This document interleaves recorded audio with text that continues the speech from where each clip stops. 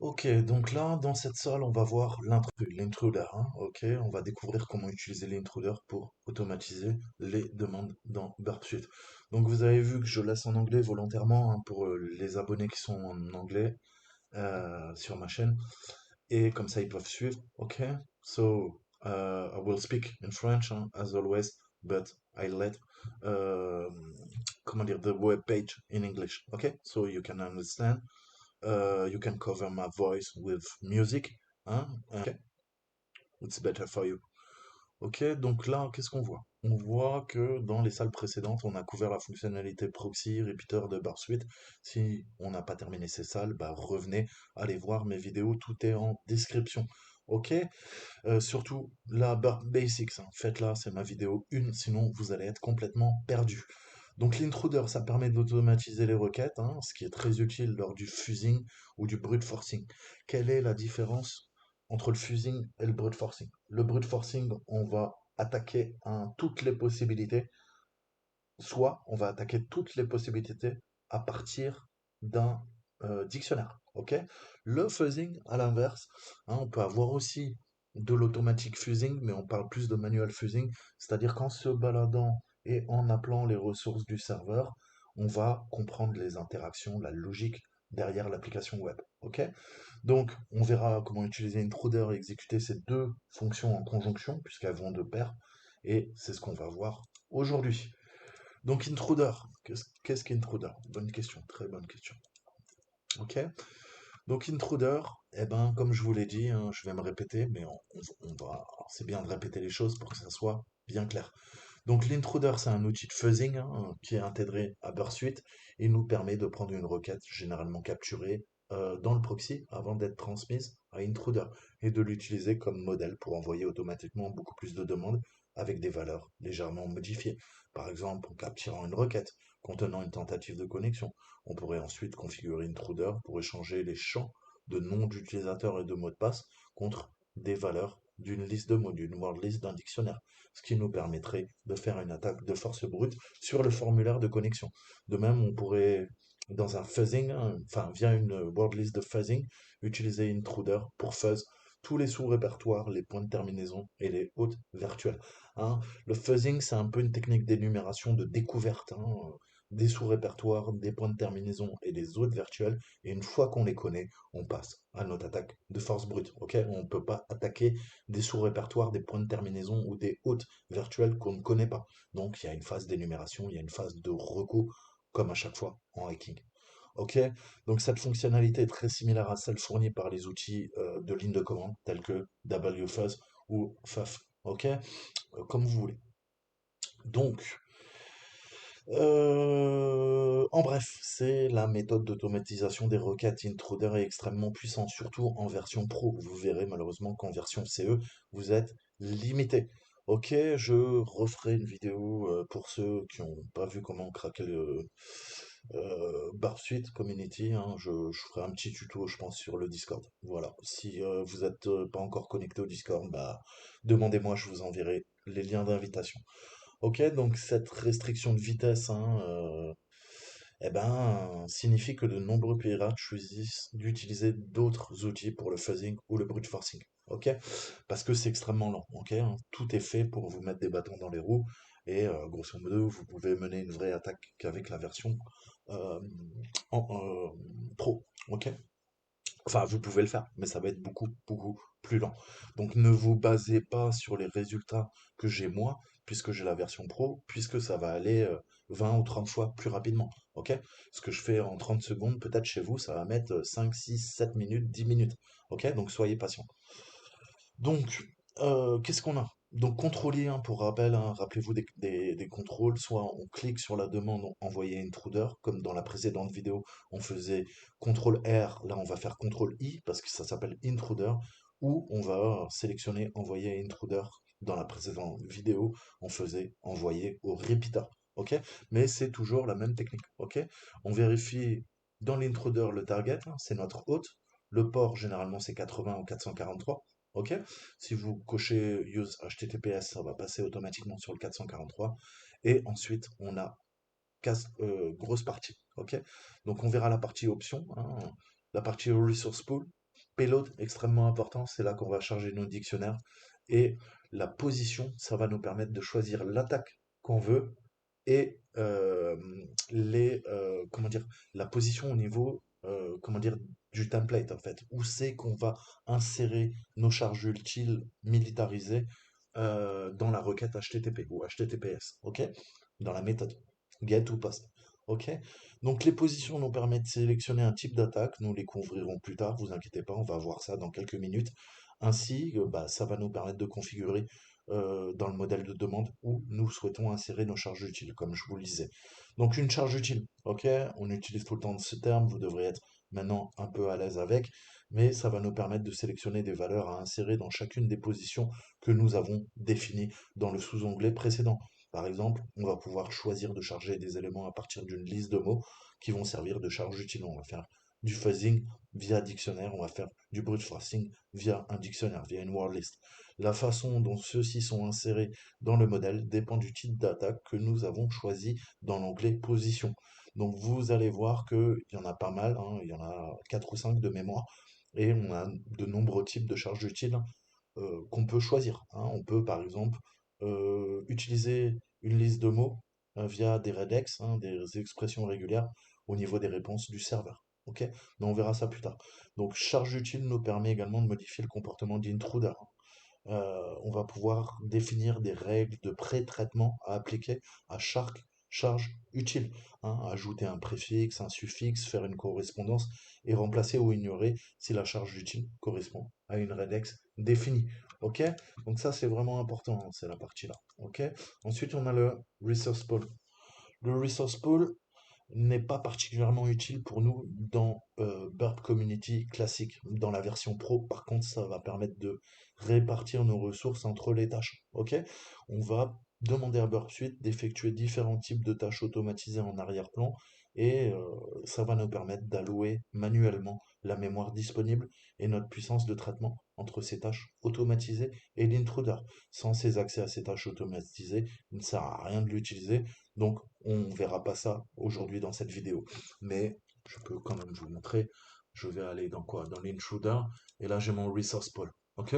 Donc, je vais pouvoir créer un nouveau resource pool. OK?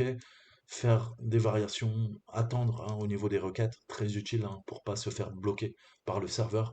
Et je vais pouvoir définir un maximum concurrent request, hein, combien de requêtes concurrentes, enfin en parallèle, je peux lancer, hein, et ça va me permettre de spécifier un pool parce que si jamais je lance beaucoup de choses, et ben ouais, ça va faire ramer la bécane. Et avec Burpsuite Pro, vous pouvez rapidement utiliser 4, 5, 6 gigas, 7 gigas de mémoire. Ok, donc il faudra beaucoup de RAM sur votre VM. Je vous préviens. Ok. Et enfin, comme la plupart des outils, hein, on a quoi? On a l'option. L'option va nous permettre de configurer le comportement euh, bah, dans le menu options, ni plus ni moins. Ok. Et on pourra par exemple signaler les demandes, hein, qui contiennent que des bouts de code ou des morceaux de texte spécifiés ou définir comment Burp répond aux réponses de redirection, hein. Très souvent, on a dit quoi? On a du 300, 301, 302, etc., etc. Et ça concerne la redirection. Ok? Typiquement, vous êtes redirigé pour pas accéder à des ressources qui sont sensibles au niveau du serveur. Ok?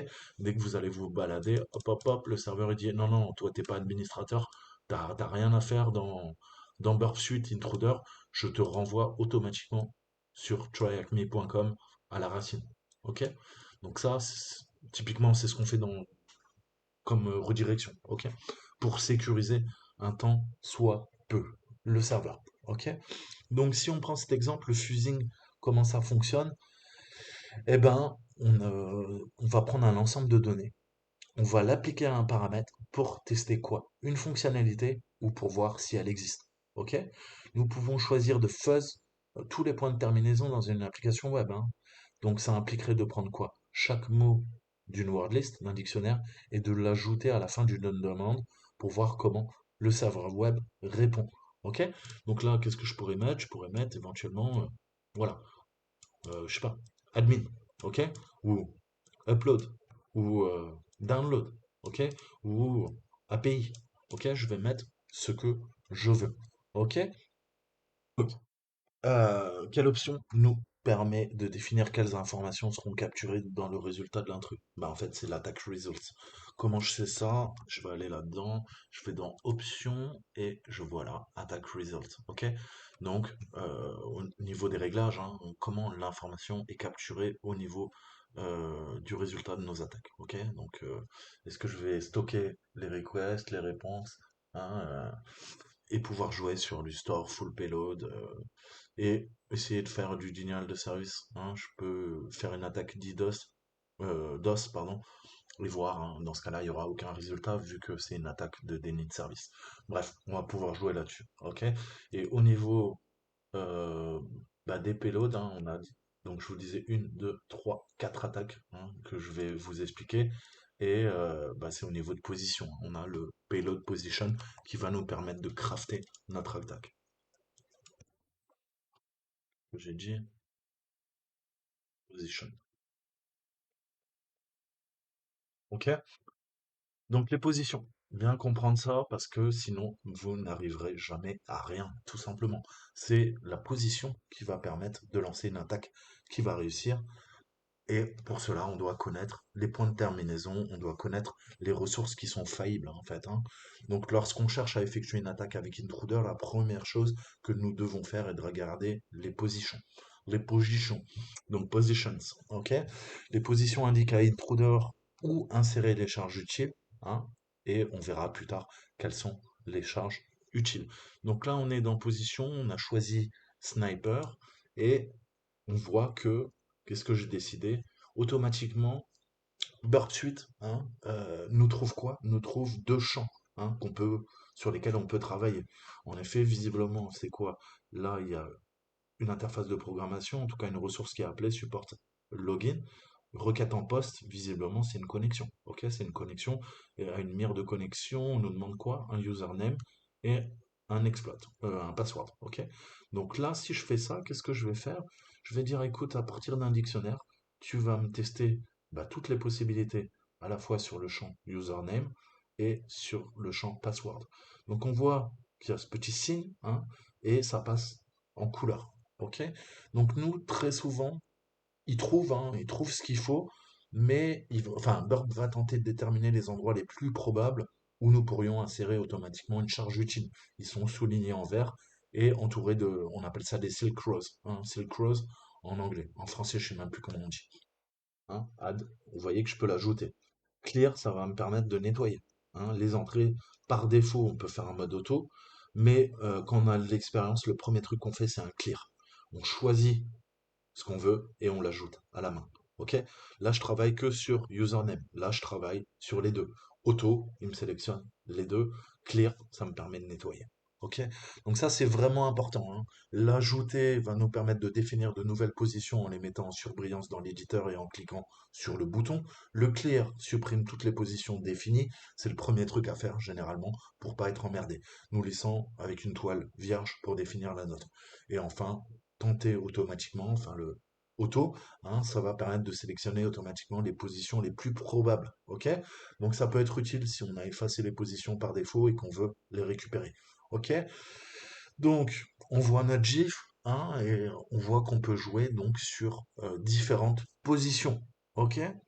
Donc ça, bidouillez un peu avec Burp Suite pour que vous soyez à l'aise. Je repars moins sur ma version. Qu'est-ce que je peux faire? Voilà. Là, j'ai tout. Je fais quoi? Clear. Je clear. Je veux travailler que sur P4. Hop, P4. Add. Voilà. Mon dictionnaire va tester toutes les valeurs à partir de P4. Ok? Je veux Cval en plus. Add. Ok? Euh, je veux ppval. Ok? Add. Ah, ppval, en fait, je le veux plus. Je fais quoi? Clear. Ok? Vous avez compris. Ok? Donc, on va avancer comme ça et ça va nous permettre de régler nos positions. Ok? Et c'est extrêmement important. Donc, on va faire tout ça. Donc là, qu'est-ce qu'on voit? On sélectionne la valeur de host au niveau du header, hein, et on lui indique la position. Donc là, maintenant, l'attaque va se faire sur cette valeur. Ok? Si on a, par exemple, un dictionnaire avec 10, 10, 86, 0, 10, 10, 86, 1 jusqu'à 10, 10, 86.75, qu'est-ce que va faire Burp? Il va lancer 75 requêtes de 0 à 75, ok? Et il va tester toutes les adresses. 10 10 86 0, 10 10 86 1, 10 10 86 74, 10 10 86 75. Ok? On va tout tester séquentiellement, étape par étape, bam bam bam bam bam bam bam, bam, jusqu'à trouver quelque chose qui fonctionne. Ok? Donc vous avez le bouton auto, tout ça. Donc ça devrait être clair, c'est pas trop compliqué. Maintenant, ça va devenir plus technique. On va voir les différentes attaques. Ok?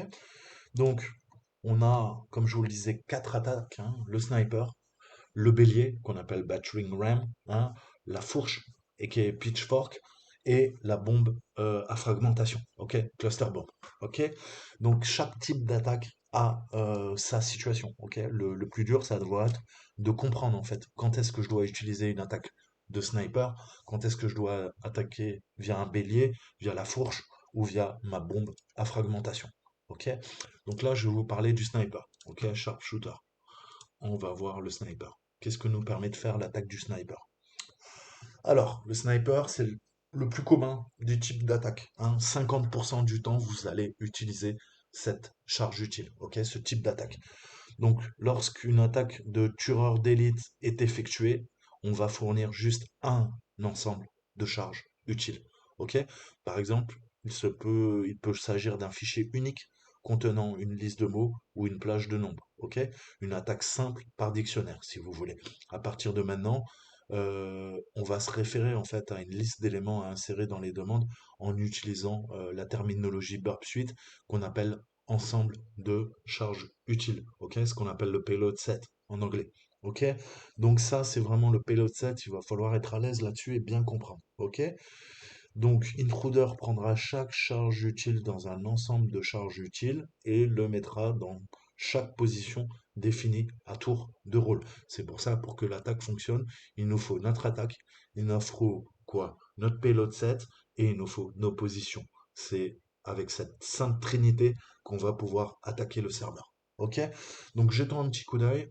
Et là, qu'est-ce qu'on a? Ben, on a une requête en poste, comme je vous le disais, et on va travailler sur deux positions, hein, deux variables en fait, hein. Les deux positions, c'est quoi? Bah, ça cible username, nom d'utilisateur, et mot de passe, password, hein. Et c'est dans le body, c'est dans le paramètre du corps de la requête HTTP qui se fait via une méthode post sur une mire de connexion qui est à cet endroit de l'application web, du serveur web. Ok? Donc, dans une attaque de tireur d'élite, Intruder va prendre chaque position et remplacer chaque charge utile à tour de rôle. Par exemple, supposons que nous avons une liste de mots avec trois mots dedans, burp, suite, intruder, avec les deux positions que nous avons ci-dessus, intruder utiliserait ces mots pour faire six demandes. Comment c'est possible? Bah si, burp, suite, intruder. 1, 2, 3, 4, 5, 6. Il va combiner tout ça. OK? Username equal burp, password equal exploited, username suite password, hein, donc burp, password. On voit que là, il utilise quoi? Il utilise exploited comme password, ça ne change pas. Et il va tester séquentiellement burp, suite et intruder. OK? Ensuite, là, qu'est-ce qu'on fait? Bah là, username, il teste pentester. OK? Par contre, il va essayer il inverse, hein. Il inverse. Burp va être testé en tant que mot de passe. Suite va être testé en tant que mot de passe. Intruder va être testé en, en mot de passe, pardon. Et cette fois-ci, ce n'est pas le mot de passe qui ne change pas, qui est toujours à exploited. Cette fois-ci, c'est le username. OK? Et on va tester avec pentester. Typiquement, quand on fera une attaque, on va mettre admin, OK? Et on va tester au niveau du password toutes les valeurs, OK? Après, vous pouvez faire une double attaque. C'est-à-dire que je vais avoir un dictionnaire avec tous mes utilisateurs et je vais avoir un dictionnaire avec tous les mots de passe. Et on va jouer sur les deux champs. OK? Donc ça, il faut que ça soit bien clair, hein. Donc vous remarquez comment Intruder commence par la première position, username, et essaye chacune de nos charges utiles. Il y en a trois. OK? Puis il passe quoi? À la deuxième position, password, et il essaye à nouveau les mêmes charges utiles. Il y en a trois. Donc on peut calculer le nombre de requêtes qu'Intruder Sniper fera C'est quoi? C'est les requêtes request equal quoi? Number of words, nombre de words, de mots, multiplié par le nombre de positions. On est d'accord? Donc là, c'était pas bien compliqué, hein. Si je fais quoi? Request equal number of words 3, hein, multiply quoi? Number of position, il y en a combien? Deux, ok? J'ai que deux positions, username ou password. Donc 2 fois 3, 6, ok? Donc ça c'est pareil, il faut que ça soit vraiment clair, hein. Cette qualité rend Sniper très bon pour des attaques à position unique. Qu'est-ce que j'entends par là? Eh ben, on va faire une attaque de force brute de mot de passe, hein, quand on connaît le nom d'utilisateur, hein. Typiquement, je vous disais, on va mettre admin et je vais travailler que sur password, ok? Ou je vais pouvoir faiser des points de terminaison de l'API, hein, les points de terminaison de l'API, je vais pouvoir faiser via ça. Je vais dire à la racine, bah écoute, tu me charges tout un dictionnaire qui va essayer de découvrir ce qu'il y a à la racine du serveur, hein. Moi, je sais que je vais sur Try Avec Me, eh ben, je vais lancer un dictionnaire. Le dictionnaire, il va chercher room, il va chercher burp suite intruder, il va me dire, ah ouais, ouais, ouais, tiens, regarde, il y a une arborescence room, et dans room, il y a burp suite intruder que tu peux charger comme ressource. Ok? Donc ça, il faut que ça soit vraiment très, très, très clair. Ok? Donc si on utilise Sniper pour flouter trois paramètres dans une requête, enfin flouter, pour faiser, pardon, trois paramètres dans une requête avec une liste de mots contenant 100 mots, combien de requêtes vont être envoyées? Mais ça, c'est pas bien compliqué, hein. 3 quoi? 3 multiplier 100, c'est égal à quoi? Bah 300. Ok? Combien d'ensembles de charges utiles Sniper acceptera-t-il pour mener une attaque? Alors, une au minimum, hein, parce qu'avec zéro, ça peut pas marcher. Et le une minimum, très souvent, c'est sur le champ password, ok? Qu'on va utiliser ça. Ou username. Et on va tester le même mot de passe. Ou les deux, ok? Donc c'est un ou plus, ok? One or more. Donc, sniper is good for attack. Nanana. Donc, sniper est bon pour les attaques où nous n'attaquons qu'un seul paramètre. Oui ou non? Bah oui, ok? Allez. Donc maintenant, on va voir la battering ram, hein. C'est ce qu'on appelle l'attaque du bélier, hein. Vous allez prendre votre voiture et vous allez foncer sur quelqu'un. Ça, c'est une attaque de bélier. Plus sérieusement, déjà, vous voyez que son nom, ça porte un nom, c'est assez connoté. Le bélier, battering ram, on va tout défoncer. Ok? Donc, qu'est-ce qui va se passer? Techniquement, comme sniper, battering ram prend un ensemble de charges utiles, un peu comme sniper, hein, par exemple une liste de mots. Et le bélier, qu'est-ce qu'il va faire? Bah, il met la charge utile dans toutes les positions plutôt que chaque position à tour de rôle. Donc on va utiliser la même liste de mots, la même demande d'exemple, et on va voir quelle est la différence. Ok? Qu'est-ce qui va se passer? Quand on fait le bélier, hein, on utilise battering ram pour attaquer. Donc intruder prend chaque charge utile et la remplace dans toutes les positions à la fois. C'est-à-dire, si on reprend notre exemple, on utilise les trois mots d'avant, burp, suite, intruder. Qu'est-ce qui va se passer? Là, cette fois-ci, on n'a plus que trois. Ok? Pourquoi on n'a plus que trois? Parce que il va faire séquentiellement. Username burp, password burp, username suite, password suite, intruder, intruder, intruder. Vous avez compris. Ok? Ça n'a plus rien à voir au niveau de l'attaque, hein? Chaque élément de notre liste de charges utiles est placé dans chaque position pour chaque demande. Fidèle à son nom, hein, le bélier ne fait que lancer des charges utiles sur la cible pour voir ce qui fonctionne pas. Ok? On va tester tac tac tac tac tac tac tac tac, mais plutôt que tester des couples, on va utiliser le même. Ok? Partout. Ok? Donc si j'ai Burp Suite, Intruder, Toto le hacker, ça va faire 4 Toto le hacker, Toto le hacker, username Toto le hacker, password Toto le hacker, etc. etc. Ok? Donc, si on doit effectuer une attaque battering ram avec une liste de mots, il y a deux mots dedans, on a admin et guest, ok? Et les positions dans le modèle de demande ressemblent à ceci, hein, comme on a vu. combien, what would the body parameter of the first request send be? Donc, quels seraient les paramètres du body, hein, de la première demande? Alors, comment je peux faire ça? Eh ben, c'est simple. Ça serait quoi? Username, ok? Equal quoi? Eh ben, on teste la première possibilité, admin and password equal, ah, pareil, admin, ok? Et la deuxième, ça sera quoi?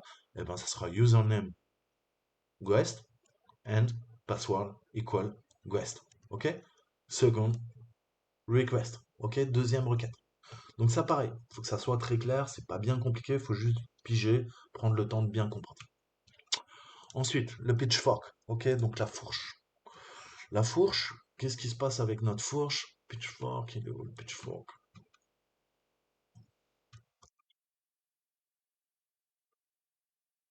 Two down, two more to go. OK? Donc plus que deux.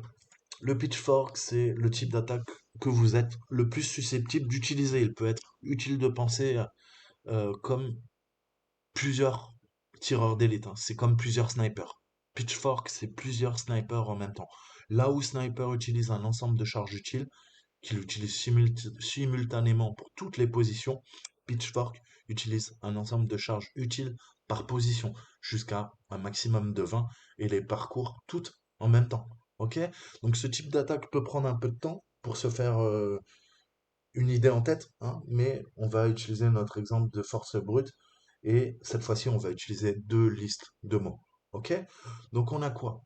On a notre first word list, hein, c'est username, three entries, trois entrées, Joël, Harriet et Alex. Ok? Et imaginons que le mot de passe de Joël, c'est Joël, hein. Harriet, ça sera Emma 1815 et Alex, ça sera Skill. Ok? Donc qu'est-ce qu'on peut faire? On va pouvoir utiliser ces deux listes pour effectuer une attaque de fourche sur le formulaire de connexion. Ok? Le processus de réalisation de cette attaque ne sera pas couvert dans cette tâche, mais vous aurez de nombreuses occasions d'effectuer des attaques comme celle-ci plus tard. Donc qu'est-ce qu'on va avoir? Bah, techniquement, on va coupler. Ok?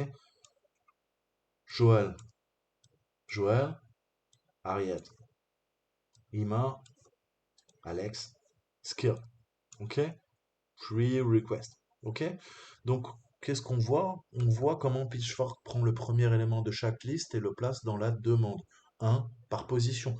Il répète ensuite pour la requête suivante, prendre le deuxième élément de chaque liste et le remplacer dans le modèle. Et Intruder continuera jusqu'à qu'une ou toutes les listes soient épuisées. Idéalement, nos ensembles de charges utiles devraient avoir des longueurs identiques pour pouvoir travailler dans Pitchfork, car Intruder cessera de tester dès que l'une des listes sera terminée, hein. Par exemple, si j'ai deux listes, il y en a une qui fait 100 lignes, l'autre qui fait 90 lignes, et ben forcément, ça va pas s'arrêter à 100, ça va s'arrêter à 90. Donc ça, c'est vraiment très très important. Ok? L'intruder fera que 90 requêtes et les 10 derniers éléments de la première liste bah, seront pas testés. Ok? Pourquoi? Parce que on n'a pas des listes qui sont identiques. Ok? Donc ce type d'attaque est exceptionnellement utile lors de la formation, comme ce qu'on appelle du bourrage en fait, hein, des attaques de bourrage. Donc typiquement c'est ce qu'on appelle du credential stuffing attack, hein, et ça va permettre de faire ça à petite échelle en fait, hein. Mais on verra ça plus tard en fait, hein. Le rembourrage, vous verrez comment on peut s'en servir. Ok? Donc quel est le nombre maximal de jeux de charges utiles que nous pouvons charger dans Intruder? En Pitchfork, on a vu c'est 20. Ok? Maintenant, cluster bomb. Ok? La bombe à fragmentation. Donc une bombe à fragmentation, comment ça marche? Hein.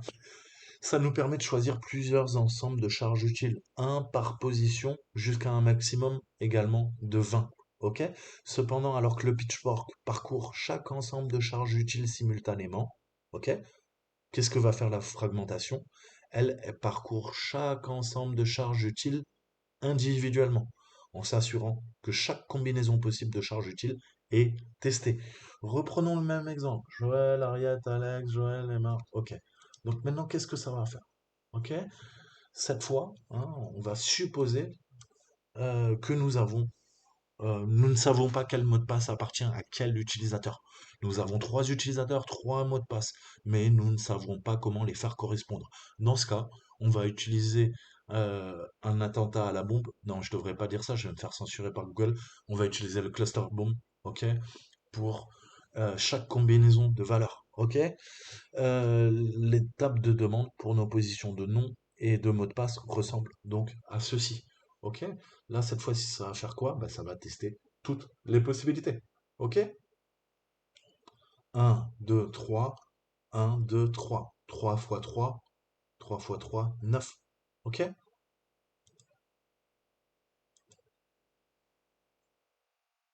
Donc 1, 2, 3, 4, 5, 6, 7, 8, 9, 1.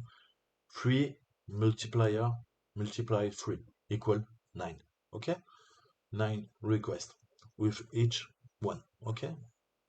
Donc chaque utilisateur, chaque mot de passe, si on les combine, en effet, bah, ça fait 3 puissance 3. Ok? Ça donne 9.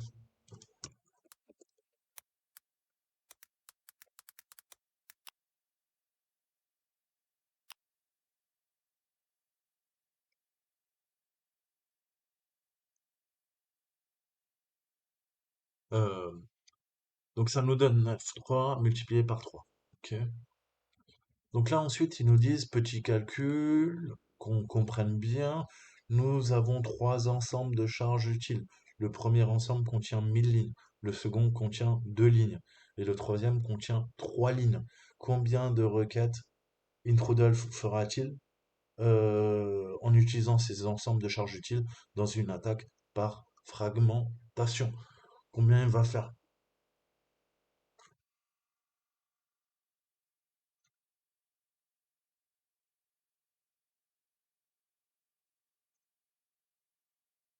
Donc 100 fois 2, 200. Et 200 fois 30, hein? 200 fois 30, 2 fois 3, 6. Hein? Ok? 100 lines. Multiply 2, 200. 200 multiply 30, aka 6000. Ok? 6000. Donc vous voyez comment on peut faire vite le calcul, hein. Franchement, encore une fois, il n'y a pas besoin d'avoir fait maths sup, maths spé. Je ne suis pas mathématicien. Ok? Si vous l'êtes, tant mieux, ça sera extrêmement simple pour vous. Les payloads. Ok, maintenant, ça, très, très, très important. Ok? Très important, les charges utiles. Donc, on a fait beaucoup de théories. Bravo de m'avoir écouté. Avec attention, ça va vous servir. Parce que maintenant, on va passer à la pratique. Ok? Donc, il était impératif de bien comprendre hein, comment créer, attribuer et utiliser nos charges utiles. Donc, on a quatre grosses sections. On a quoi? On a le payload set. Hein, on a le payload options, on a le payload processing et le payload encoding. Ok? Donc d'abord, le payload set. Ok? Des ensembles de charges utiles, ça va nous permettre de choisir la position pour laquelle nous voulons configurer un ensemble ainsi que les types de charges utiles que nous souhaitons utiliser. Lorsque nous utilisons un type d'attaque qui ne permet qu'un seul jeu de charges utiles, donc sniper ou battering ram, par opposition à quoi? À fork et cluster bomb, qui peuvent utiliser plusieurs jeux de charges utiles, maximum 20. Le menu déroulant Payload Set n'aura qu'une seule option, quel que soit le nombre de positions que vous avez défini. Ok? Si nous utilisons l'une des attaques qui utilise plusieurs ensembles de charges utiles, ce que je viens de vous dire, c'est les deux autres, Pitchfork et Cluster Bomb, il y aura une liste, un élément dans la liste déroulante pour chaque position. Donc plusieurs positions doivent être lues de haut en bas, puis de gauche à droite lorsque des numéros sont attribués dans la liste déroulante. Hein, payload set. OK? Ensemble de charges utiles. Par exemple, avec les deux positions qu'on a vues là, hein, qu'est-ce qui va se passer? Le premier élément de la liste déroulante de l'ensemble de charges utiles fera référence au champ du nom d'utilisateur et le second au champ du mot de passe. OK? C'est ce qu'on a vu tout à l'heure. OK? Petit rappel. Et la deuxième liste déroulante de cette section vous permet de sélectionner un type de charge utile. Par défaut, il s'agit d'une liste simple, hein, simple list, ok, qui, comme son nom l'indique, nous permet de charger dans une liste de mots, donc un dictionnaire à utiliser. ok? Et on a de nombreux autres types de charges utiles disponibles, ok? On a du recursive grep, hein, donc on va grepper de façon récursive, on peut utiliser des nombres ou un générateur de mots de passe, ok? Donc allez voir, hein, il y a énormément d'options, c'est en bidouillant qu'on apprend à utiliser. Donc techniquement, si je dois faire, comment je pourrais faire ça? Les options cette fois-ci, hein, ça va nous permettre d'ajouter euh, les options de charge utile diffèrent en fonction du type de charge utile que nous sélectionnons pour le jeu de charge utile actuel. Par exemple, un type de charge utile Simple List nous donnera une boîte pour ajouter ou supprimer des charges utiles vers et depuis un ensemble ou des fichiers. Ok, donc techniquement, qu'est-ce qu'on va faire? Je vais vous montrer. On va aller là-dedans, on va aller dans Payload, Simple List, Payload Set 1. Qu'est-ce que je vais mettre? Ben, je vais mettre par exemple Joël, hein? Je vais lui mettre quoi? Harriet, ok? Et je vais lui mettre Alex, ok? Donc on voit que je peux tout à fait les supprimer. Je peux quoi? Charger une liste. Là, ça va me charger à partir d'une liste. Ou je peux utiliser des listes pré, euh, pré-remplies par notre ami euh, Burp, ok? Je peux lui dire un username. Il va me les ajouter encore. Ok? Là, vous voyez qu'on commence à déjà à taper dans du lourd. Ok? Donc ça, c'est le payload options. Ok? On voit qu'on peut l'ajouter donc du texte manuellement. On peut coller du texte hein, à partir de paste. On peut quoi? On peut effacer, on peut charger une liste. Ok? En revanche, les options pour number, eh ben, le type de charge nous permet de modifier des plages de numéros utilisés avec la base sur laquelle nous travaillons. Donc numbers, c'est un petit peu particulier. Ok? Et attention, parce que bah, le chargement de liste extrêmement volumineuse peut provoquer le crash de burp. Ok? Et c'est pas rare, RockU, vous pourrez mettre parfois 1, 2, 3 minutes à charger une word list. Ok? J'ai une word list de 100 gigas et ça met 25 minutes à la charger. Et une fois sur quatre, ça fait cracher l'application. Donc, il faut être patient. Ok, c'est du Java. Le Java, c'est bien pour faire certaines choses, mais ça peut être un peu instable. Et bah ouais, c'est un peu limité sur certains trucs. Ok, notamment là au niveau de la liste. Ok, donc il faudra être patient. Ensuite, on a quoi? On a le traitement de la charge utile. Ok, là, un traitement de la charge utile. Qu'est-ce qu'on va faire avec ça? Eh ben, ça va permettre de définir des règles à appliquer à chaque charge utile avant d'être envoyé à la cible. Par exemple, on pourra mettre en majuscule chaque mot ou ignorer la charge utile si elle correspond à une expression régulière, une regex. Ok? Si vous n'utiliserez peut-être pas cette section particulièrement régulièrement, hein, mais vous l'apprécierez quand vous en aurez besoin. Et ensuite, on a l'encodage très très important de la charge utile. Ça permet de remplacer les options de codage de l'URL par défaut hein, pour permettre la transmission sécurisée de notre charge utile. Des fois, eh ben, il faudra encoder en URL, hein. Des fois, il faudra ne pas encoder l'URL avec des caractères standards dangereux. C'est une question de jeu en fait, hein. C'est à vous maintenant de savoir comment vous allez offusquer votre code, comment l'encoder, comment le décoder, hein, et utiliser soit Earl Encoded Characters, hein, ou pas. Donc soit vous allez coder en URL ou pas. Comment je fais ça? Le plus simple, c'est le CTRL U. Ok, CTRL U. Hop, qu'est-ce que je veux? Je vous montre. Je veux du Earl encoded. Ok, CTRL U. Voilà. Là, je suis encodé en URL.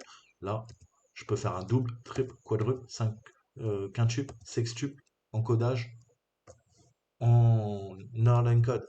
Ok, je vous montre. Copier, decodeur. Ok, on va faire quoi? Decode as Earl encoded. Okay, decode as Earl encoded, decoded as Earl encoded, decoded as Earl encoded, decoded as Earl encoded, decoded as Earl encoded. On retrouve hein, le payload qu'on a mis initialement. Vous l'avez bien compris. Ok, voilà. C'est ce qu'on a fait au début. Ok, exemple P1, mais j'ai encodé 1, 2, 3, 4, 5, 6, 7, 8 fois, 10 fois, 9, entre 9 et 10 fois. ok? Et ben, ça va me permettre de contourner les filtres de l'application, ok? Elle va essayer un double encodage, ok? Mais peut-être quadruple, quintuple encodage, je contourne le filtre, je vais pouvoir attaquer la machine, ok? Et c'est exactement ce qu'on voit là, hein, je n'ai rien inventé. Dans Intruder, on avait quoi? On avait ça. Si je reviens en arrière, comme je vous disais, ah non, merde, c'est sur les trucs. Alors, si je peux faire CTRL Z, ça marche, ouais. Ok. Example pivot, c'est ce qu'on avait au début. Ni plus, ni moins. C'est la même chose. OK? This is the same thing. Encoded, decoded. OK? To bypass filter. Donc là, on voit comment, bah voilà, vous allez pouvoir vous servir de ça. Et c'est extrêmement utile, hein. Contrôle U. euh, voilà. Donc répondons aux questions. Quel type de charge utile nous permet de charger une liste de mots dans un ensemble de listes? OK? Bah ça sera typiquement.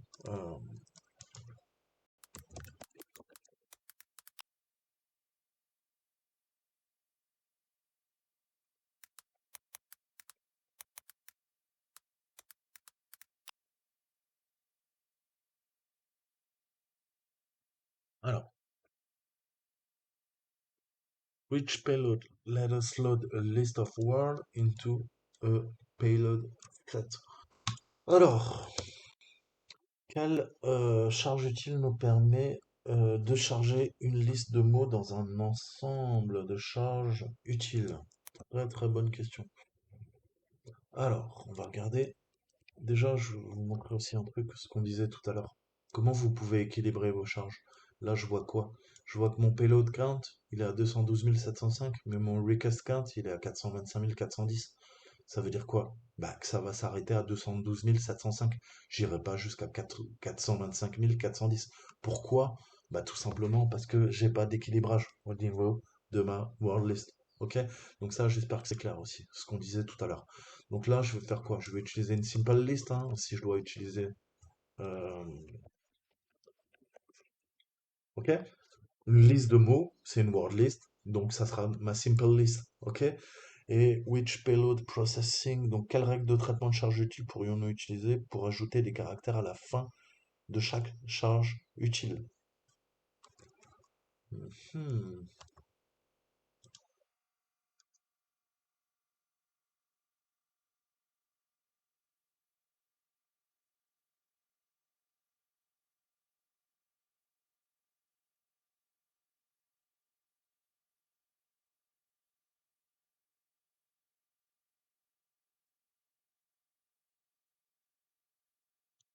Caractère substituteur.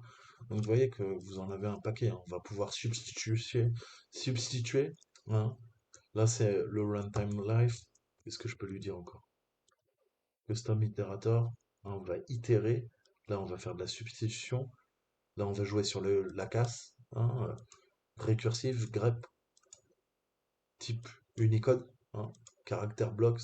Je vais pouvoir travailler sur des blocs de caractères au niveau de leur taille, des nombres, ok, de façon séquentielle, formatage.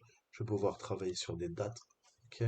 Je vais pouvoir travailler au niveau de mon brute forcer, hein, je vais mettre un masque et ça va me permettre de travailler sur la longueur de word que je veux attaquer. Ok, les null payloads, bah pareil, je peux utiliser des null payloads, des null bytes pour attaquer. Ok, caractère Frober. Donc là, c'est pareil, c'est basé sur des positions ou sur une chaîne de caractères spécifiques, hein. Pareil, allez voir le manuel, hein, sur le site Portswinger. Ok? On a quoi? Les Least Significant Bits, les MSB, ok? Tout va dépendre et on va faire du bit flipper. Ok? On va jouer et intervertir les bits. Ok? Les encoder en ASCII ou pas, à vous de voir. Ok? Ça permet au niveau du CBC, hein, du chiffrement, de contourner certains trucs. Ok? Et c'est pareil si vous savez pas, ok? Qu'est-ce que vous faites? Eh ben, Google, manuel, manuel, Burpsuit, Portswinger, ok? Et voilà, je peux pas tout vous apprendre, ok? Mais vous avez de la documentation. Si vous galérez, bah, vous vous traduisez, hein, hop, voilà, vous traduisez avec Mate, ça passe en français, ok? Vous avez tout, ok? Burp collaborateur, contenu, Burp scanner, je vais reprendre un peu plus sur le scanner, voilà, read more, ok? Crawling for content, ok? Et là, voilà, vous allez comprendre comment on attaque, hein. Typiquement, session handling. comment je vais gérer mon cookie, hein, get, post, get, ok? Comment? Mais ça, c'est le fonctionnement de l'Internet, en fait. Tous les jours, vous utilisez des applications. Voilà maintenant ce qui se passe sous le capot, ok? Donc c'est vraiment intéressant de comprendre tout ça, quoi, hein. Sinon, bah, vous aurez, bah oui, Internet, je vais sur mon navigateur web et ça marche. Non, non, non. Derrière, c'est plus compliqué, ok? Et comment on peut abuser de tout ça? Donc ça, c'est pareil. À la limite, vous devriez apprendre tout ça par cœur, ok? Toute la documentation Burp Suite, parce que ça va vous aider dans vos attaques, euh, et vos techniques de hacking, ok? Donc, Getting Start, Community, hop, voilà. Allez, download, install, hein, first intercept, comment régler, tac, tac, tac, tac, tac. Ok, vous devez vraiment, vous avez des exercices aussi, hein. Vous pouvez vous entraîner via le Web Security Academy, hein. Donc on fera les cours, hein. On va en refaire, vous inquiétez pas. Mais voilà, hein, je vous dis, je vous donne les ressources. Après, c'est à vous de faire le taf, ok? Moi, ma vie, elle est déjà faite, hein. Je suis plus près de la fin que du début, même, j'ai envie de dire. À vous, ok? Si vous êtes jeune, bah vas-y, sortez-vous les doigts du cul et faites le nécessaire pour être des cracks. Donc voilà, on s'arrête là. Revenons à nos moutons.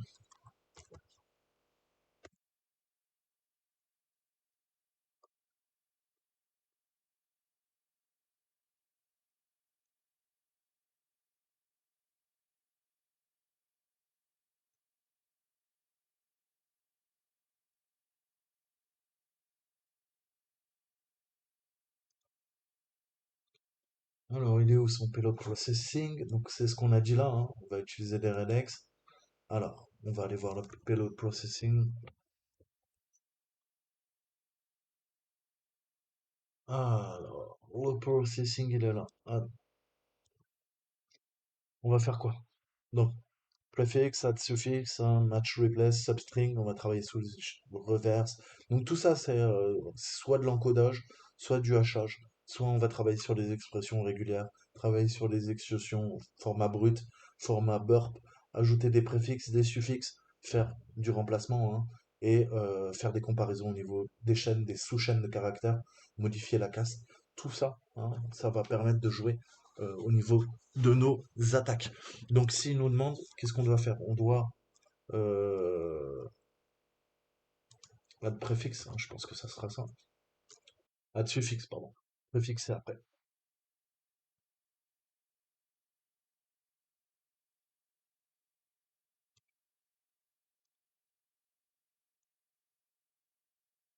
Donc là, on commence à avancer. On passe à la pratique. Ok? Donc, on va se télécharger ça. Ok? Je vais être zip. Ok. Save. Donc, je sais que ça fait beaucoup de trucs. Ok? Mais bah, je vous ai dit, hein, le hacking, c'est jamais facile, hein. Il va falloir se donner à fond. Donc on a couvert beaucoup de théories, maintenant on va passer à la pratique. Donc j'ai quoi? J'ai mon serveur, hein. On va accéder au support login, ok? Et on va regarder un peu le code source du formulaire pour voir, hein, et essayer de comprendre les systèmes de protection en place. Ok? Ça c'est la phase de recon. Recon, énumération. Donc qu'est-ce que je vais faire? Je vais aller sur mon serveur, on a dit. On va aller là.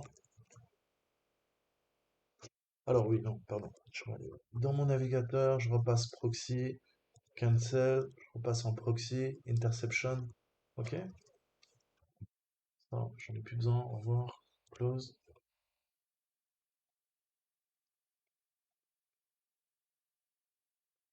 ok? Forward, forward, forward, intercept, je reviens. Donc ils nous disent quoi? Support, ok?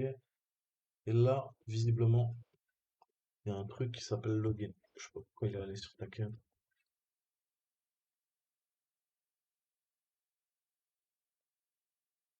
Ok? Username, username. Donc là, il va falloir forcer, ok? Admin, admin, invalid, username, or password. Ok, donc on est bloqué. Mais c'est pas grave, ça en bat les couilles. On va regarder le code source. Ok? Donc là, vous savez qu'une requête, hein, techniquement, comment on l'a fait? On l'a fait en post, hein, en post ou en get. Très souvent, les meilleurs de connexion, c'est plus en post. Ok? Donc je vais faire quoi? CTRL F. Ok? Et là, je tape quoi? Post, ok? Et il me le trouve. Ok, super intéressant. Ça, c'est le snippet. Ok, donc tout l'intérêt est de comprendre le code. Sinon, bah, vous allez galérer. Ok? Donc, il teste bien via une méthode post. Ok? On a quoi? Username, password. Et si ça marche pas, ben, il nous dit invalid username or password. Hein, c'est exactement ce qu'on a vu là. Hein. Invalid username or password. Ok? Donc, je vais faire un test. Hein. Je vais dire test test. Et là, on va voir maintenant dans Burn la requête.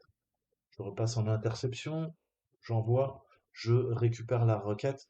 Et là, maintenant, on va pouvoir travailler dessus euh, et voir en effet qu'il y a bien deux champs, hein, username et password. OK? Donc, on voit qu'il n'y a pas de mesures de protection qui sont en place en fait. Hein. Il n'y a aucune mesure de protection. Comment je sais ça? Bah, tout simplement. Voilà ce que ça fait. OK? Qu'est-ce que ça fait? Ça dit, bah écoute, support login, ok, tu veux te connecter à la mire de connexion? Moi j'attends deux choses. Je veux password et je veux username, ok? Tu me donnes ça, soit c'est vrai, soit c'est faux. Mais à aucun moment on vérifie hein, si bah, on rentre autre chose que password ou username, ce qui se passe, ok? C'est vraiment une mire de connexion, on ne peut plus simple. Il n'y a aucun JavaScript hein, qui permet de vérifier ou d'appliquer des filtres, ok? Donc, ce manque de mesure de protection signifie qu'on pourrait très facilement attaquer ce formulaire, en fait, en utilisant une attaque via notre bombe à fragmentation. Ok? Donc, on va faire une attaque force brute, hein, et on va faire du cluster bombing. Ok? Donc, il existe une option plus facile, hein, disponible, et ça serait bah, éventuellement d'attaquer le fichier zip. Ok?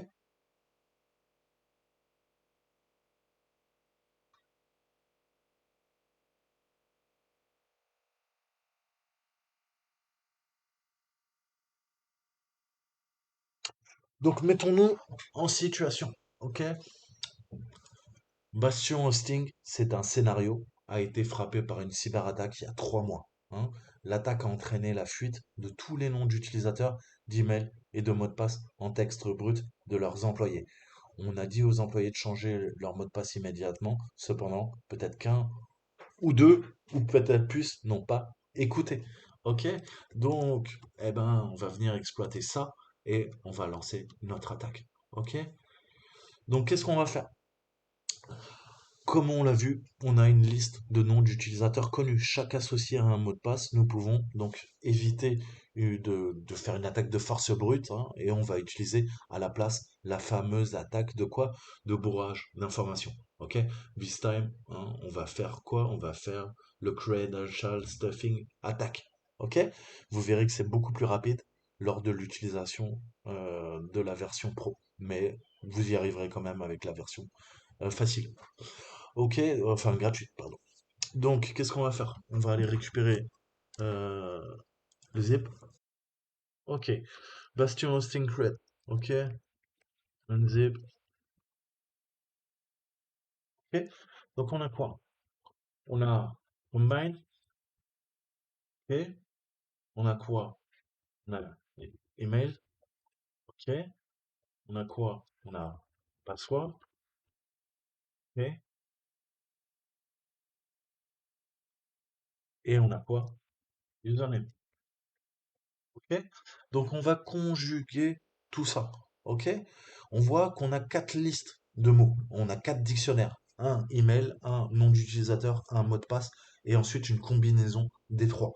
Ok, donc qu'est-ce qu'on va faire? La dernière liste contient les listes combinées d'emails et de mots de passe. Eh ben, on va se servir de ça, ou on peut se servir même on va faire simple. On va utiliser les usernames et le password. Ok?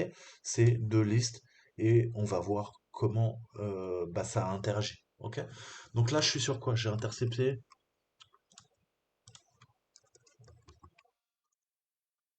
la requête. Ok? Je vais dans Burk. Qu'est-ce que je vais lui dire? Auto?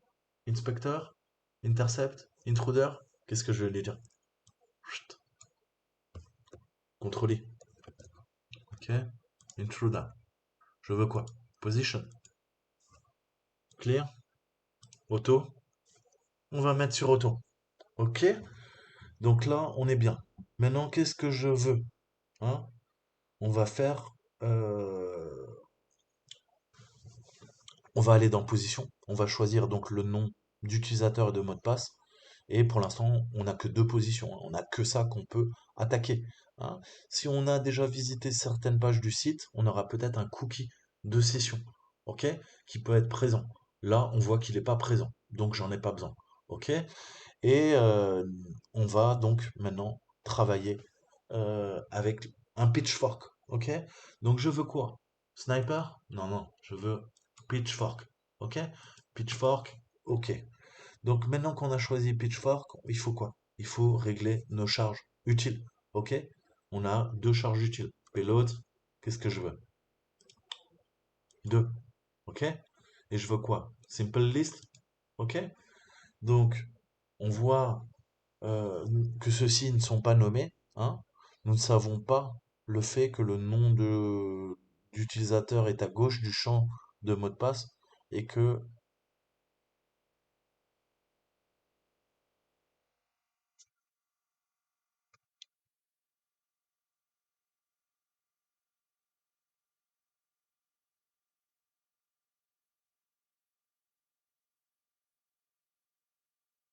ok? Donc là, vous allez me dire, ouais, mais t'es gentil, comment je sais payload 1, payload 2? Ben, en fait, c'est de la logique, ok? On est, comme je vous ai dit, à moins que vous soyez arabe, on lit de gauche à droite. Le premier, c'est quoi? À gauche. Ça, c'est le 1, ok? One. Ensuite, password. Two, ok? Donc ça, one. Username, two, password, ok? Et ça sera comme ça. Si jamais j'ai quoi? Si jamais en plus j'ai, je sais pas, euh, cookie, hein? Et là je mets et que j'en mets 3. Je vous montre. OK? Si je vais dans payload, je vais pouvoir mettre 3. 3, ça sera cookie. OK? Toujours dans cet ordre. 1, 2, 3. 1, 2, 3. So, payload, no name. I don't give a fuck. OK? 1 username, 2 password, 3 cookies. OK? Always. Toujours. Toujours, toujours, toujours. Ok, donc là on en a deux et on va dans Payload comme je vous disais. Ok, on va laisser sur Simple List. Ok, les deux, both. Donc dans le premier ensemble de charges utiles, qu'est-ce qu'on va faire? On a dit que c'est quoi? On veut le username, hein? One equal username, two equal password. One username, simple list, load, home, certainement, download, ok? One equal username, un username. OK? To equal password. OK? Simple list, load, password. OK? Là, au niveau du payload, on est bon. OK? On a tout. Bah maintenant, on va pouvoir lancer notre attaque. OK? Donc ça peut prendre quelques minutes, quelques dizaines de minutes si vous êtes en version gratuite. OK? Euh, hop, Pitchfork, start. Et là, vous voyez qu'avec la version pro, ça va extrêmement vite. OK? Donc là, maintenant, vous allez me dire, ouh, mais comment je sais quelle est la bonne? Le length, hein, il y en a une, il y en a une qui diffère. Length, status, c'est same, mais length, hein, hein. Donc, vous avez bien compris, on se base toujours sur la longueur de bit, ok? Et je ne parle pas de ce qu'on a entre les jambes, nous les hommes. Je parle là des octets, ok? Donc ça, vraiment, hein, il va falloir comprendre, ok? Et comment je peux savoir? Je vais aller dans le response, ok? Et comment je peux savoir que c'est peut-être le bon? Bah, je vais tester. On va voir. Alors, on a dit quoi? T-Hinton, T-Hinton et Bastion. Ok? On teste. Ok? Target, proxy, intercept. Hop.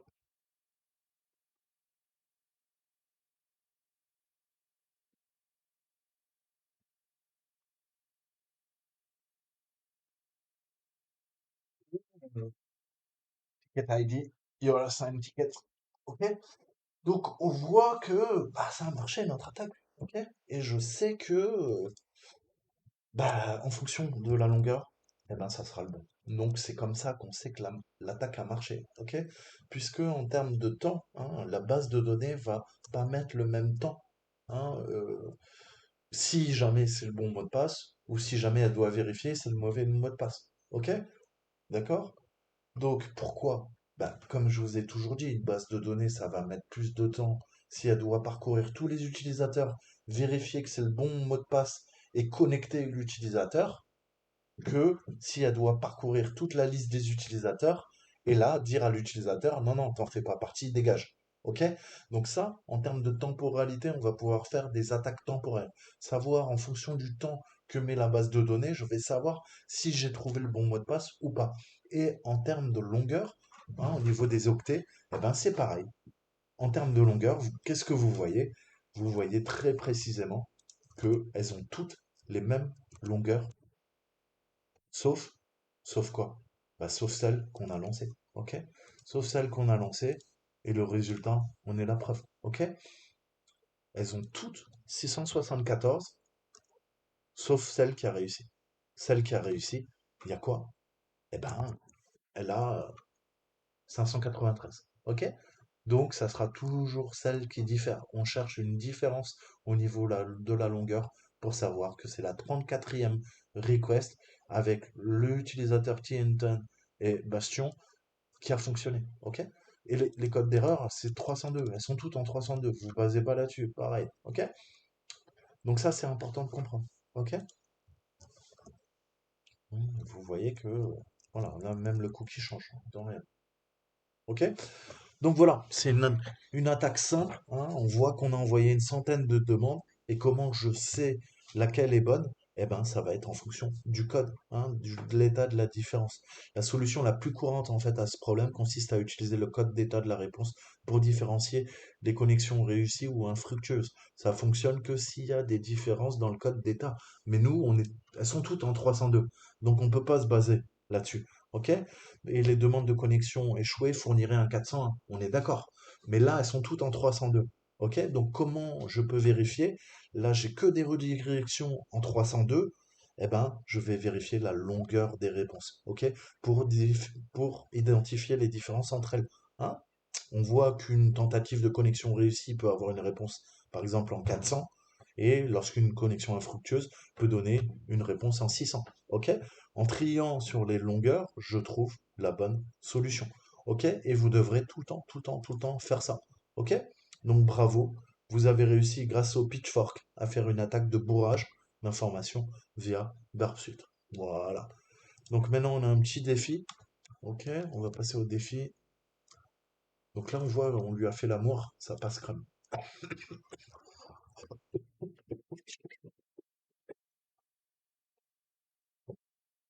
OK, donc qu'est-ce qu'il nous reste? Intruder, practically complete.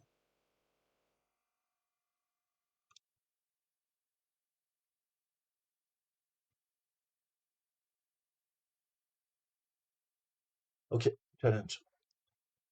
Donc le challenge. Donc, dans la tâche précédente, qu'est-ce qu'on a fait? Eh ben, on a eu accès hein, au système de support. OK? On a eu accès au support système et on va voir maintenant, à partir de là, qu'est-ce qu'on peut faire? Continuer à attaquer la machine. Donc l'interface d'accueil nous montre quoi? Bah, c'est du ticketing, hein, c'est utilisé dans le support partout.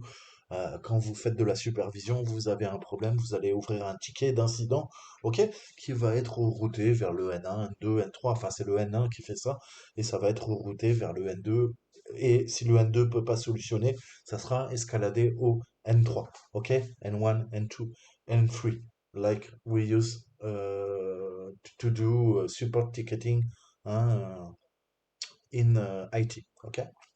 Donc on voit comment ça fonctionne et là on voit qu'on a le quoi? On a support ticket plus number. Ok? Plus le nombre. Donc ça signifie quoi? Eh ben, visiblement, il y a une numérotation qui signifie que les tickets ne sont pas identifiés par des identifiants difficiles à deviner, mais tout simplement par un simple entier. Qu'est-ce qui va se passer? Bah, je vais vous montrer tout de suite. Qu'est-ce que je peux faire là? Ticket 13? Oh, ticket 13. Very cool, very cool. Qu'est-ce que je peux faire? Je ferme ça, close, discard. Je reviens sur burp, intercept off. Je veux dire quoi? 13? Il est belle? Ah, not found. One?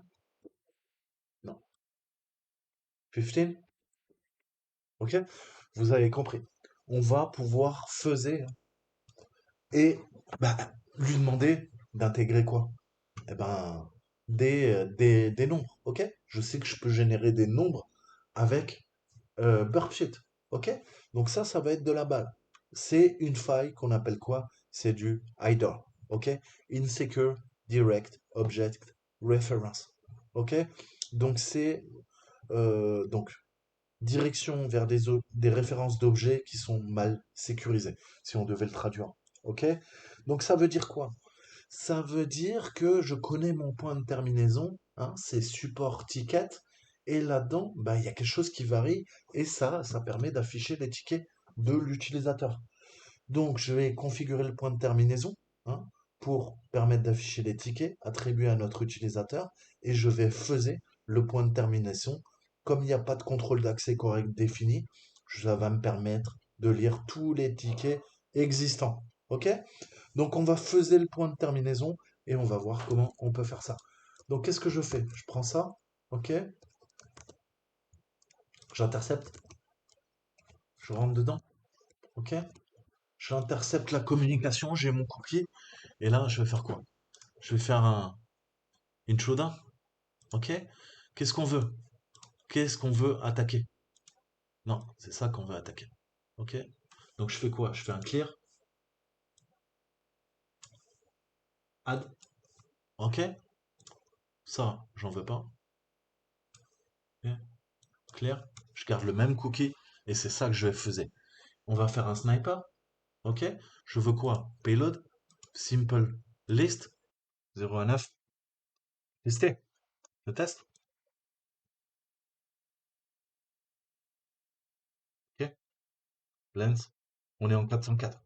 Donc là, on voit qu'on commence à savoir déjà que de 0 à 9, il n'y en a pas. Donc maintenant, on va tester plus loin, hein?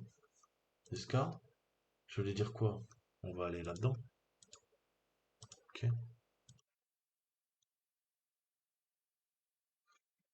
On va aller prendre une word list, ok?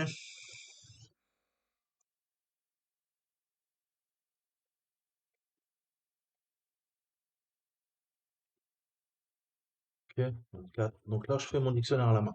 Je relance mon attaque, ok?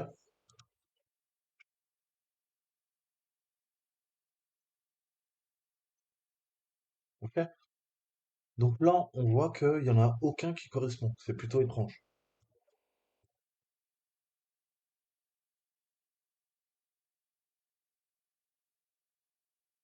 Hmm.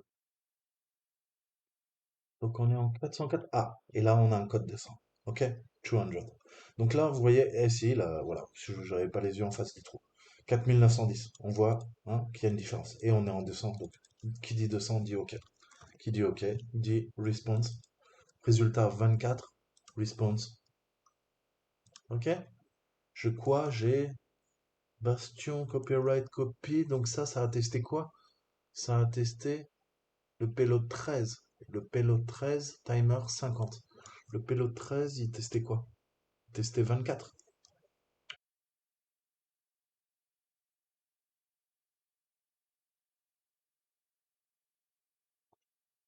Donc, si on continue la logique et qu'on part du principe qu'il y en a de 0 à 100, ok, on va faire simple. Comment je peux retrouver tous les tickets pour l'utilisateur?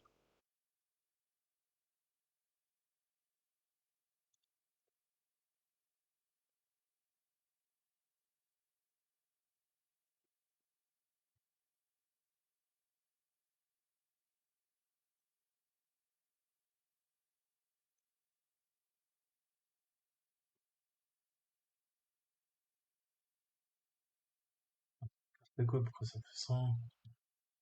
Un step.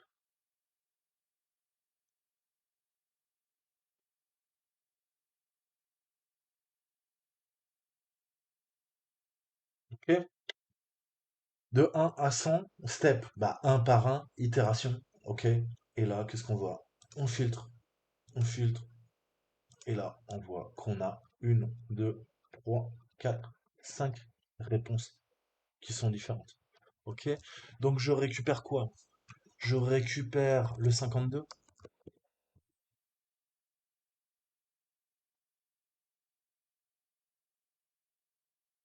Ok?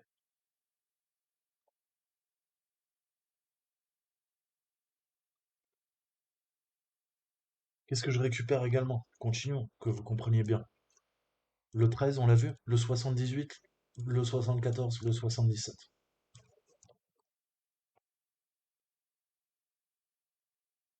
Ok? J'accède à des tickets qui sont pas à moi. Ok? I can access tickets which are not mine. Ok? This is a idle flow, as I said. Okay, I can bypass.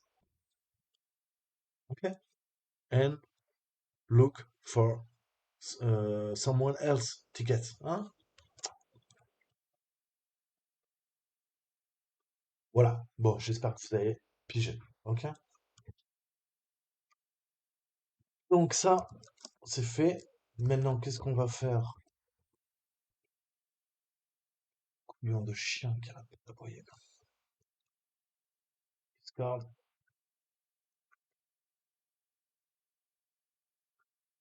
Donc, maintenant, on va monter un petit peu en difficulté. Ok? D'accord, on a vu le défi, on a vu que c'était cool. Maintenant, on va contourner le jeton CSRF. Ok? Donc, comment on fait ça? Eh ben, c'est une variante légèrement plus difficile de l'attaque de bourrage d'informations d'identification qu'on a utilisé avec le pitchfork. Ok? Mais cette fois-ci, bah, il y a des mesures en place pour rendre l'application plus difficile, hein, à attaquer au niveau de l'attaque par brute force. Ok? Donc, on va voir comment contourner ça.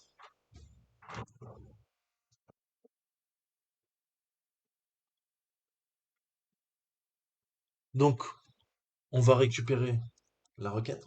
Ok?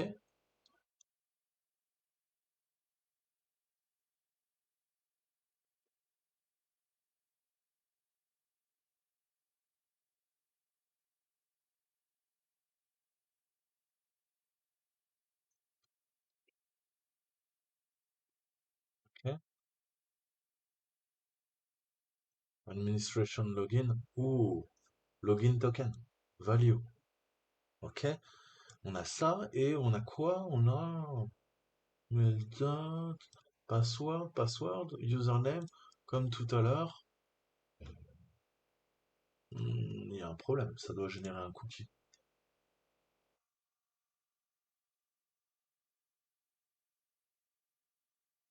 Ah si, login token, voilà. Donc on voit bien que maintenant on a quoi? On a un jeton CSRF, ok? Enfin anti-CSRF en fait. Et ça va nous permettre, ça nous bloque en fait, hein. On peut plus faire de ce type d'attaque. Donc il va falloir faire quoi? Bah, faire un jeton de contournement CSRF, hein, ce qu'on appelle un CSRF, enfin, si un CSRF bypass. Ok? Donc on a les champs de nom d'utilisateur et de mot de passe comme auparavant, mais maintenant il y a un cookie de session qui est défini dans la réponse, hein. C'est un jeton anti cross-site request forgery qui est inclus dans le formulaire en tant que champ caché. On le voit pas, hein, on le voit pas, mais il est bien présent. Input, input class, input class. Sauf que moi, quand je vais sur mon truc, honnêtement, je le vois pas. Je le vois pas, mais en fait là, il y a un jeton invisible, ok? En plus de username et de password. Donc il va falloir lui faire l'amour. Comment on peut lui faire l'amour? En d'autres termes, hein, si on résume, à chaque fois qu'on fait une demande, hein, eh ben, il y aura une nouvelle valeur, hein. On actualise la page et bah, qu'est-ce qui va se passer? Un nouveau jeton apparaît. Ok?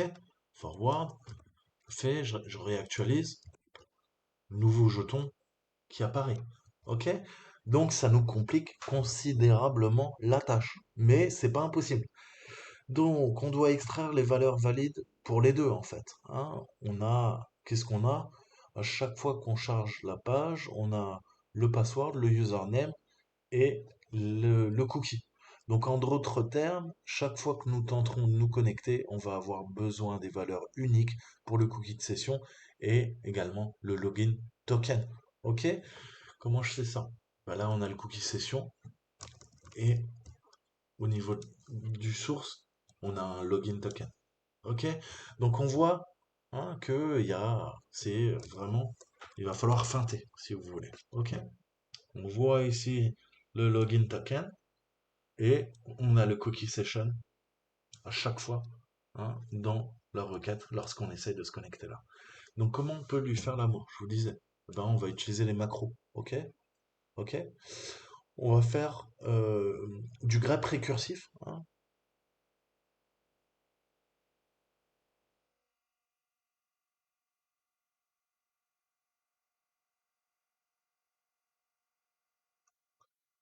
Donc on va utiliser les macros.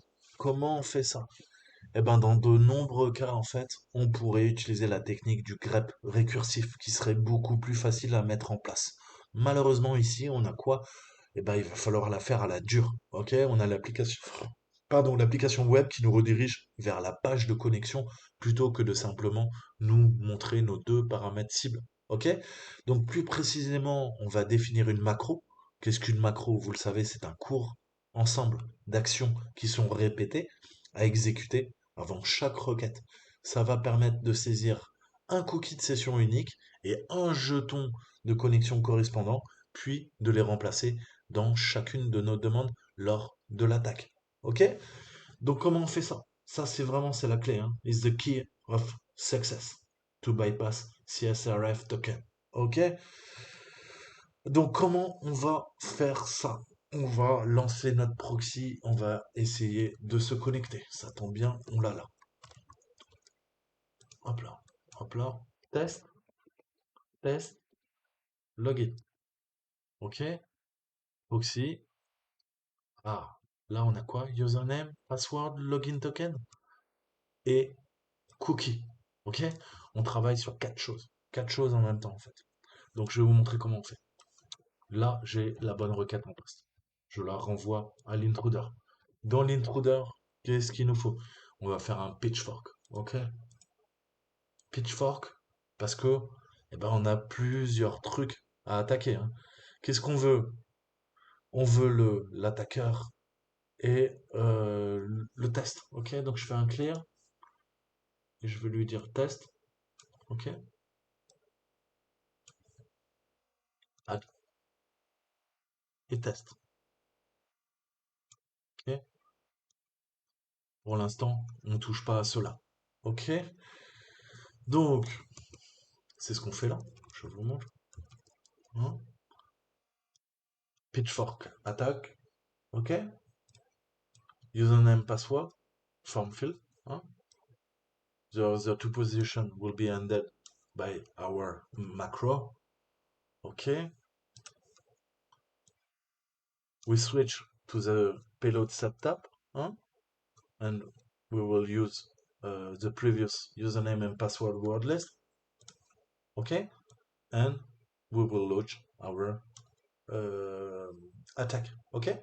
The attack will be more complicated than the previous one, aka credential stuffing attack. Okay? Et là, on va voir comment on peut utiliser un autre type d'attaque. Okay?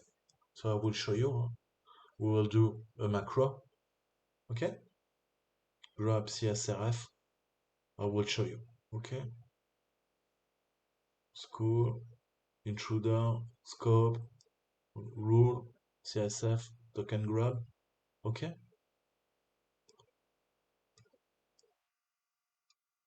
Donc, je vous montre. Donc, ouais, revenons à Burp. On va vous embrouiller. Donc, on en était là. Ok? On veut contourner le CSRF. Ok? Le jeton. Ok? Donc, je vais maintenant dans Payload, hein. On a un et 2. Qu'est-ce qu'on a vu? Un username. Ok? Donc, un simple list, load, username. Ok? 2 simple list, load, password. Ok? Donc là, on a fait comme tout à l'heure. On a bien chargé nos dictionnaires. Le problème, c'est que maintenant, il y a le cookie et il y a le jeton. Donc, qu'est-ce qu'il faut qu'on fasse? Avec les paramètres de nom d'utilisateur et les mots de passe qui sont gérés, on va maintenant trouver un moyen de saisir le login token et le session ID cookie qui est en constante évolution, hein. Malheureusement, comme je vous disais, on ne peut pas faire un recursive grep parce que en fonction de la redirection, l'attaque peut marcher ou pas. Là, comme on a une redirection au niveau de la réponse, eh ben, on ne peut pas faire cette attaque de recursive grep. Mais je vous ai dit, on va faire une attaque de macro. Ok? Donc les macros nous permettent d'effectuer en fait le même ensemble d'actions à plusieurs reprises. Ok? Je vais lui dire, écoute, t'envoies la requête get à admin login. Ok? On tape sur quoi? On tape sur admin login. Et là, maintenant, on va faire quoi? Ben, on va ajouter un macro. OK? Mise en place de la macro. So, I will set my macro on this end user point. OK? Donc, option du projet, project option. OK?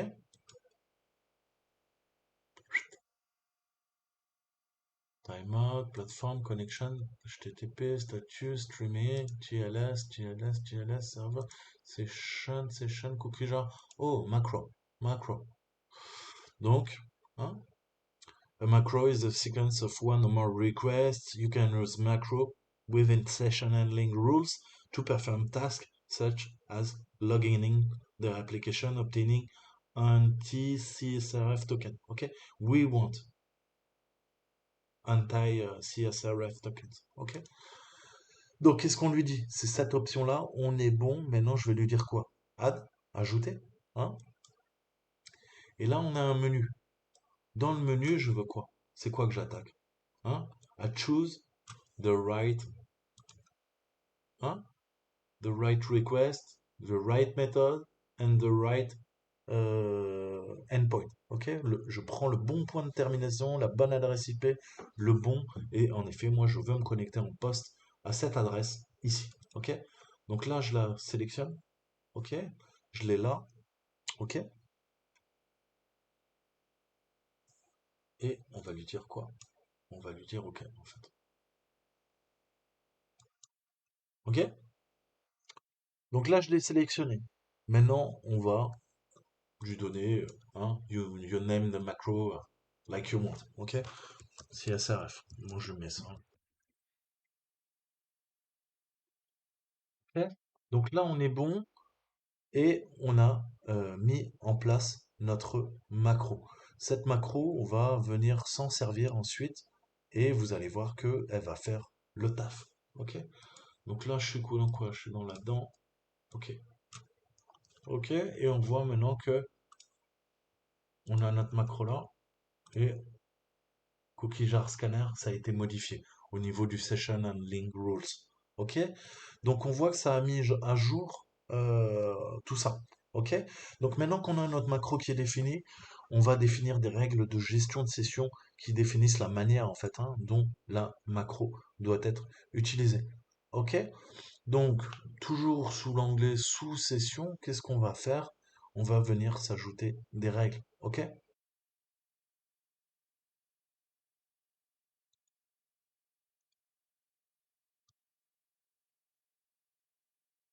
Donc,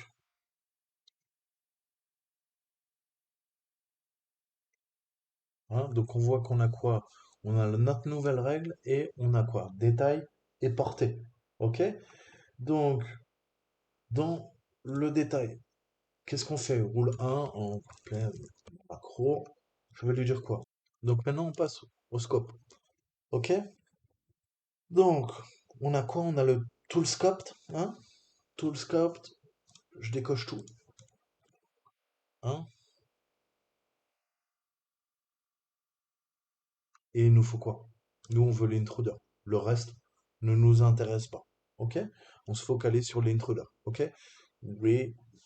Our scope is intruder. Intruder only. OK? Ensuite, on a le Earl scope. OK? Earl scope, on va dire quoi? On va lui dire suite. OK? Use suite scope. Donc là, maintenant, je fais add a macro. ok?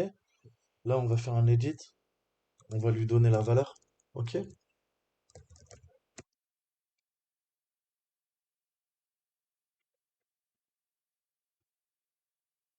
Ok? Et on va rajouter quoi? On va rajouter également le session, ok? Update for the following cookie. Je le mets quoi? Bah, je lui rajoute.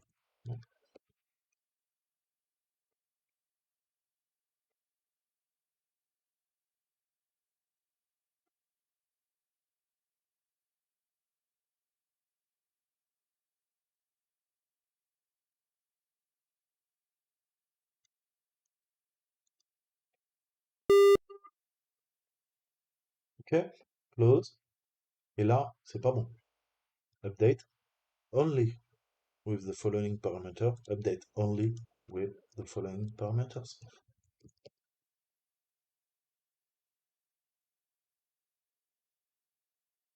Ok? Donc là, on est bien. On commence à être bien. Ok?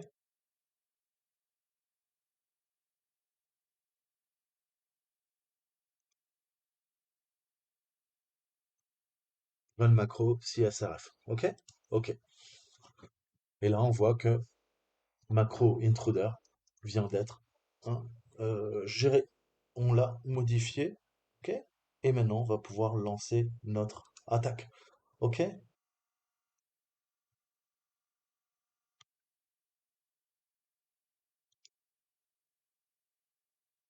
Ok? It is working. Ok? Comment je sais que ça marche? Parce que on a justement des 302. Ok? Il y a des 302. Si ça marchait pas, notre macro, qu'est-ce qui serait passé? Qu'est-ce qu'on a vu? Que le cookie et le jeton se renouvellent à chaque fois. Ok? Donc, eh ben, on aurait eu des erreurs 404. Ok? Pas le droit, pas le droit. Ou des erreurs 403. Hein? Forbidden. Ok? We can see we have 302 responses. So it is good. It is working. Okay? We have bypassed the CSRF token and the cookie session. Okay? If my macro was not working, each request would be not 302, but 403. Okay? Forbidden access. It is working. All 302. Okay? So we can see our macro has worked well. Okay? We have bypassed both of the cookie session and the CSRF token. It is working. Now I must look. Okay? Each code is the same huh? On the status. It's 302. 302 redirect. I want length. Ok, donc je vais regarder le length et là on va voir que, eh ben, on a quoi?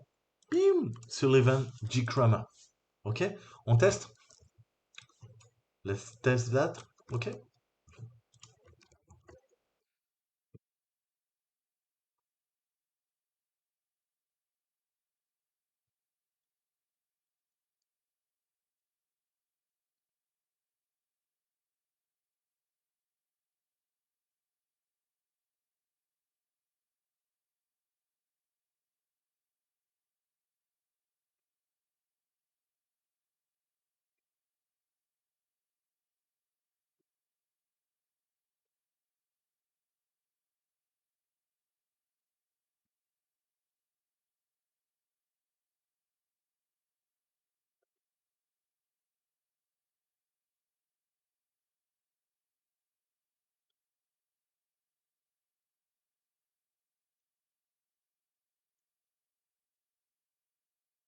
G-Crammer, G-Crammer Sullivan, login token, forward, forward. Boom, admin home. We are in. On est dedans. Ok, donc voilà, c'était la présentation de l'intruder, comment on peut s'en servir, et ça sera l'outil le plus puissant que vous aurez pour attaquer des applications web, ni plus ni moins, et accéder à tout ce que vous avez besoin.